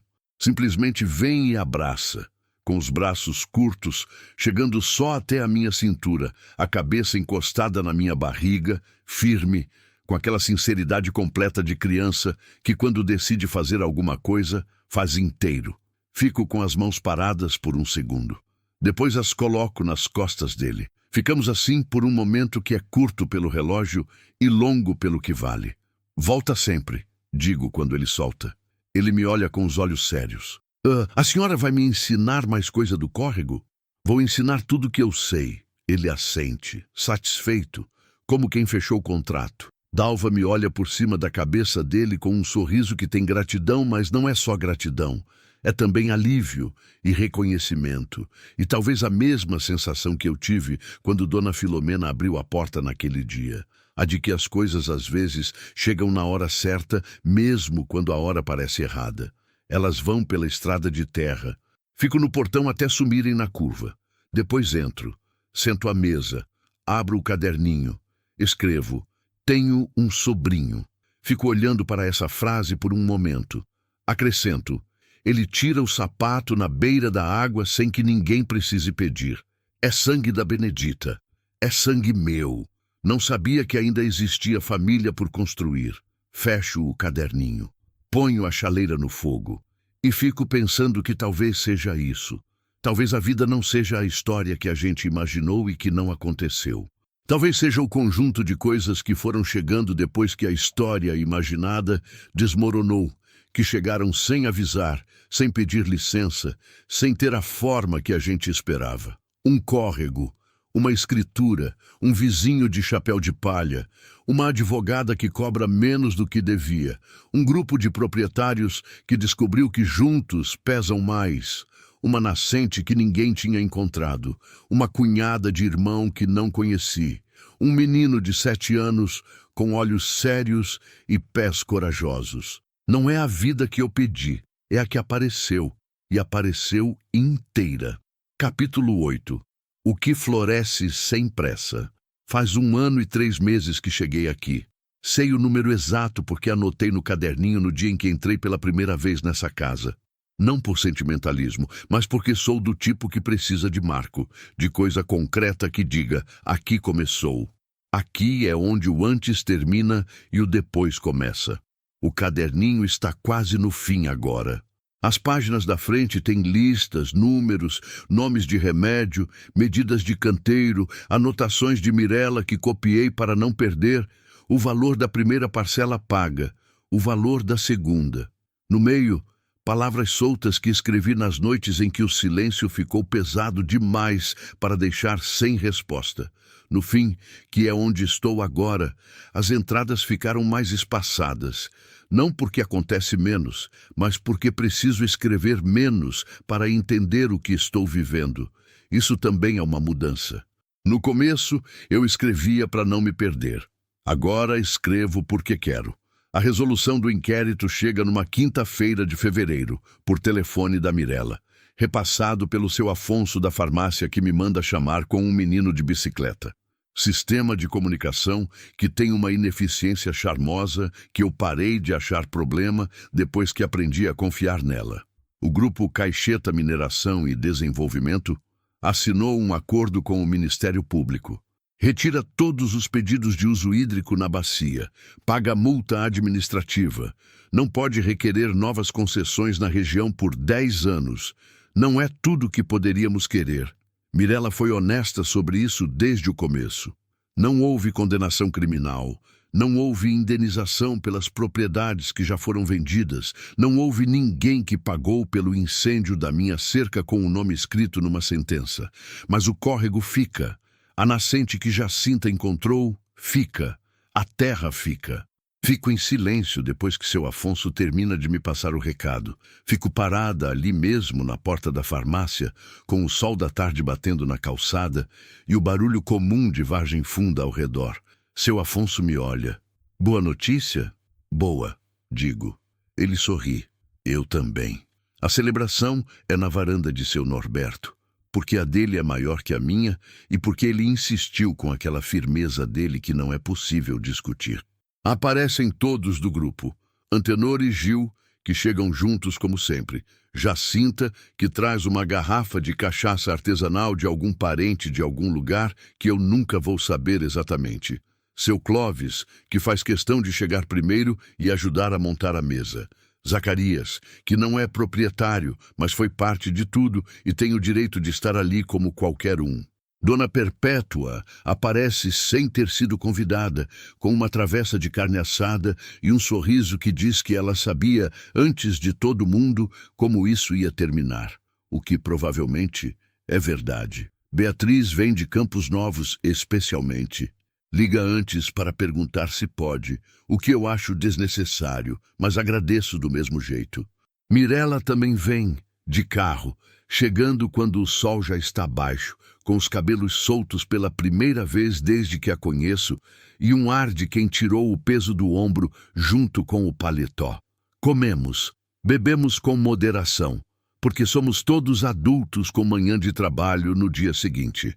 Contamos histórias, as do processo, que agora podem ser contadas com a distância que a resolução dá, e outras, mais antigas, que a noite boa convida a soltar.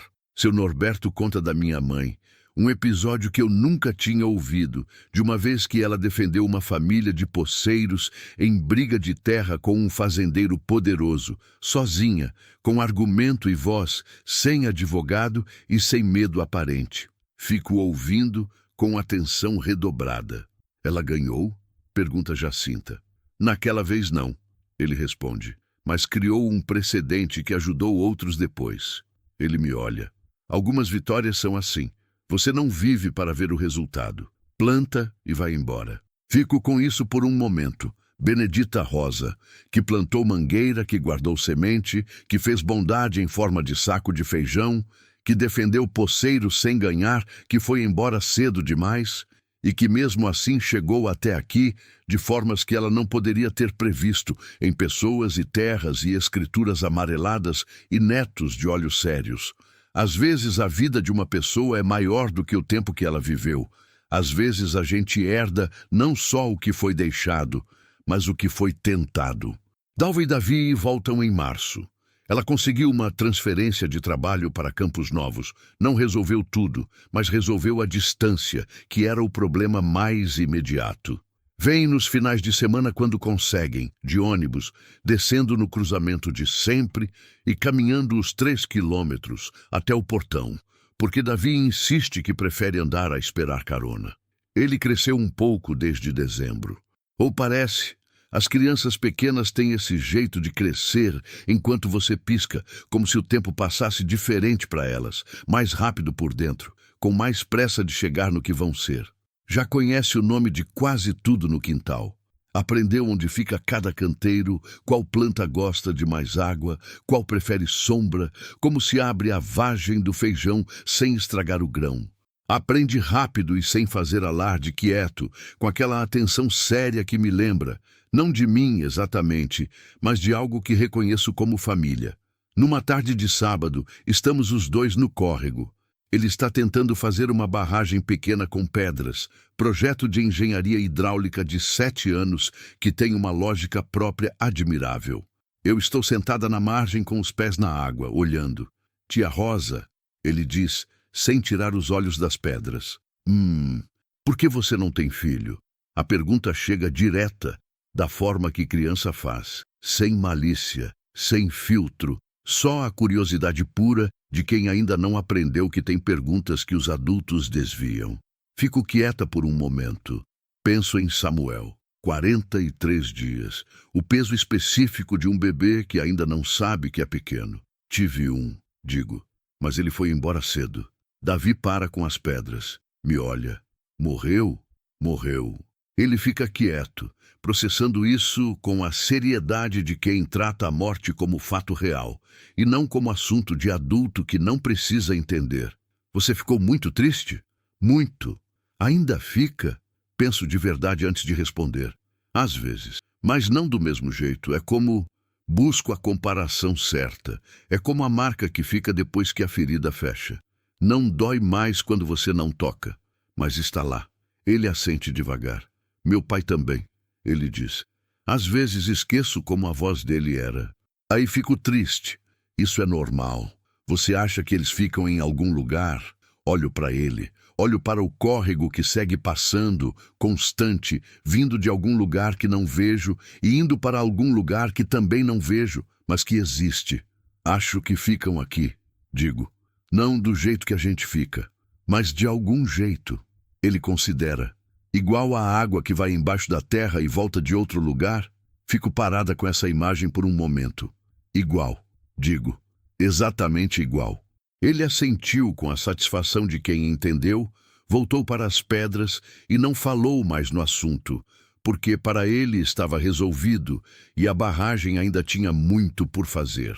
Fiquei olhando para ele por um momento, com um aperto no peito que não era tristeza pura. Era aquela mistura de coisa que não tem nome único, saudade e presença ao mesmo tempo, perda e continuidade juntas, como dois fios do mesmo tecido que só fazem sentido quando você olha para os dois ao mesmo tempo. Samuel teria 2 anos e 8 meses agora. Não sei como ele seria.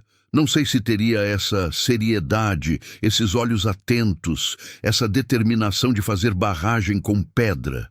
Mas sei que Davi está aqui, com os pés na água fria do córrego da Benedita Rosa, construindo alguma coisa pequena e real com as mãos. E isso não substitui, mas pertence. Em abril, termino de pagar Mirella. Levo o último envelope pessoalmente até Campos Novos, porque me parece certo. Dívida que começa com aperto de mão merece terminar da mesma forma. Ela recebe, confere, me dá o recibo com aquela eficiência dela. Ficamos um momento paradas na porta do escritório, com o gato preto da impressora, observando tudo com indiferença profissional. O que vem agora? Ela pergunta. Penso. Ampliar a horta. Conversar com seu Norberto sobre o uso do córrego para irrigação, de forma sustentável, com técnica certa. Faço uma pausa. Tem mulheres em Vargem Funda que estão sozinhas com terra que não sabem como usar. Pensei em começar a conversar com elas. Mirella me olha. Você vai virar seu Norberto. Não entendo por um segundo. Passando adiante. Ela explica. Fico quieta com isso. É isso. É exatamente isso. Embora eu não tivesse a palavra antes. Tem mais uma coisa, digo. Quero regularizar a situação do Davi. Do ponto de vista de herdeiro da Benedita, se há direito, ele tem que ter documentado. Mirella anota. Isso vai exigir pesquisa de registro, mas se o pai dele era filho reconhecido da Benedita, há caminho. Ela me olha. Pode demorar. Já aprendi a esperar o que precisa de tempo. Numa noite de maio, sento na varanda com o caderninho pela última vez. A última página. Fico olhando para ela por um momento, com a caneta na mão, pensando no que escrever. No que cabe numa última página. No que resume sem diminuir. Não há resumo, então não resumo. Escrevo o que é verdade agora, nessa noite, com o cheiro do cerrado depois da chuva, entrando pela varanda, e a mangueira da Benedita fazendo sombra escura no quintal, e o som dos grilos, que já conheço de memória, mas que ainda ouço como se fosse a primeira vez. Fui expulsa de casa com 25 anos. Perdi 2 maridos, perdi um filho.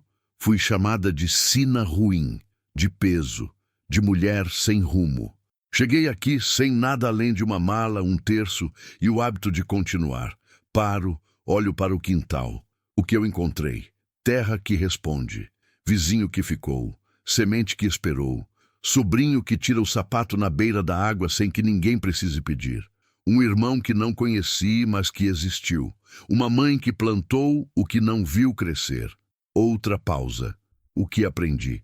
Que resistir não é não sentir. É sentir tudo e ficar assim mesmo. Que família não é só o que você nasce. É também o que você encontra, o que você constrói, o que aparece na forma de coisas que você não estava esperando. Que a terra guarda, que a água volta, que semente não morre de esperar, só precisa da hora certa. Paro de escrever. Fico ouvindo os grilos, o vento, o barulho longe de algum animal no cerrado que eu ainda não aprendi a identificar pelo som. Tiro o terço do bolso. Benedita Rosa. Minha mãe, que esteve aqui antes de mim e deixou o que pôde da forma que pôde, não do jeito que eu teria escolhido se pudesse escolher, mas do jeito que foi possível, que é o único jeito que existe de verdade. Coloco o terço na mão. Penso em Marcos, que sabia ficar quieto. Em Eustáquio, que foi bom homem. Em Samuel, 43 dias de peso e cheiro e vida. Penso em Davi fazendo barragem de pedra. Em seu Norberto de chapéu de palha. Em Mirela com o gato na impressora. Em Jacinta e a nascente, que ninguém tinha encontrado. Em Dona Filomena e o gato Aristófanes e o chá que esfriava devagar na mão. Em meu pai, Aristeu, que abriu a porta e ficou de lado, que me empurrou para o mundo sem saber que estava me empurrando para cá, para a terra da minha mãe, para o córrego frio, para essa varanda nessa noite com esse terço na mão. Não guardo raiva dele, não é esquecimento. O que aconteceu, aconteceu, e não precisa ser apagado para deixar de doer. É só que a raiva pesava mais do que valia carregar, e em algum momento, sem que eu percebesse o dia exato, fui deixando ela para trás na estrada. Às vezes, a gente vai embora de lugar, às vezes vai embora de sentimento. Os dois são necessários, os dois têm hora. Fecho o caderninho, fico com ele na mão por um momento. Esse caderninho gasto com a capa dobrada no canto, cheio de contas e listas e nomes e palavras que escrevi para não me perder e depois escrevi porque quis. Amanhã começo outro. Não hoje. Hoje é para encerrar, não para começar.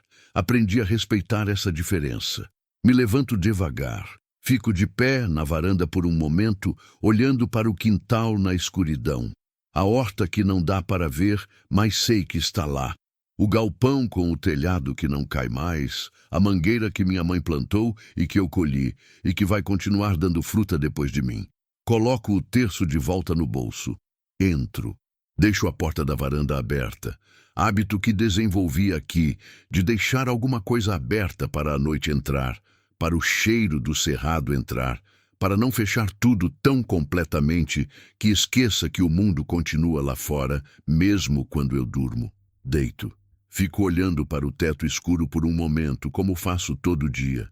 Esse momento entre acordado e dormindo, onde o dia inteiro passa quieto, sem pressa, como água sobre pedra. Não fui feliz de um jeito simples. Não acho que vou ser. Felicidade simples é para quem não carregou o que eu carreguei. E não digo isso com inveja, só com honestidade. O que eu tenho é outra coisa. É mais fundo e mais difícil de nomear. É a paz de quem perdeu o suficiente para saber o que sobrou. E o que sobrou é sólido, é real, é meu. A última coisa que penso antes de dormir é no feijão que já está pronto para o segundo plantio, nas sementes que separei hoje de manhã, no canteiro que vou ampliar na semana que vem. E em Davi, que prometeu voltar no próximo final de semana para ver como ficou a barragem de pedra no córrego, que vai tirar os sapatos sem que ninguém precise pedir, que vai colocar o pé na água fria e dizer que é fria. E eu vou dizer que sim, que é porque vem de debaixo da terra e que a terra guarda o frio. E outras coisas também. A terra guarda muita coisa. A gente passa a vida inteira descobrindo o quê?